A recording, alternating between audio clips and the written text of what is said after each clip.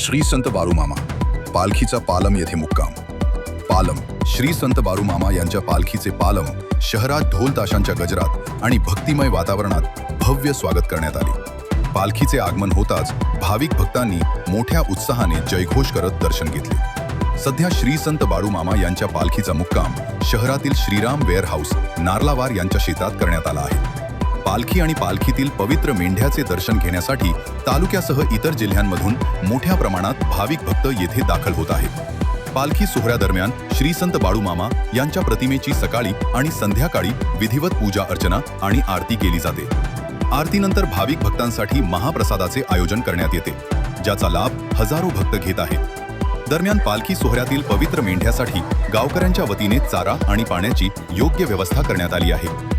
गावकऱ्यांच्या सहकार्यामुळे संपूर्ण परिसरात भक्तिमय आणि उत्साही वातावरण पाहायला मिळत आहे।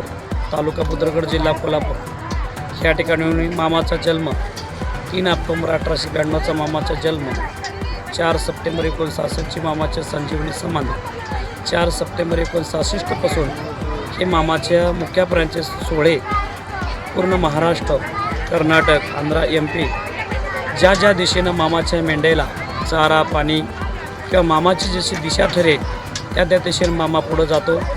ज्या ज्या गावात जाईल त्या त्या गावातले भक्त मंडळ, कारण मामाच्या पालखी आल्याच्यानंतर अन्नदान करतात, सेवा करतात, संगत घडवतात, भक्ती घडवतात। 4 सप्टेंबर 1966 पासून अखंडित ह्या जगात चालू आहे। परभणी जिल्ह्यामध्ये जवळपास आमचा प्रवास म्हणजे पहिला आम्ही नांदेड जिल्ह्यात होता।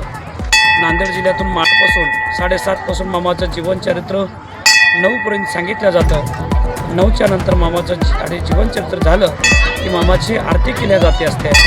आरती झालं की प्रसाद होतो आणि मामाचे सर्व सेवेकरी भक्त मंडळ 18 पगड समाज मिळून मामाची सेवा आराधना करून आपल्या घराकडं सुखरूप घराकडे जातं आणि त्याच्यानंतर दुसऱ्या दिवशी अशाच पद्धतीनं मामाच्या कार्याला संगतीला येत असतं। कारण मामाचे 1 ते 19 पालखी सोहळे आहेत। या 19 पालखी सोहळ्याचं नियोजन 18 पगड समाजाचे पंच कमिटी, 2 राज्याची पंच कमिटी मिळून मामाचा कारभार आणि मामाची जिम्मेदारी सांभाळतो। कारण हे चांगल्या पद्धतीनं जेवढं, कारण ज्या ज्या परिसरात जातात त्या त्या परिसरात सर्व भक्त मंडळ मिळून मामाच्या शेळ्या मेंढ्याला चारा पाणी का अन्नदान हे सगळं व्यवस्थित चांगल्या पद्धतीने पार पाडतात। आणि त्याच्यानंतर मामाची पालखी मिळून गावातून मिरवणूक झाल्याच्यानंतर इथून मामाची पालखी दुसऱ्या गावात येऊन पोहोचते।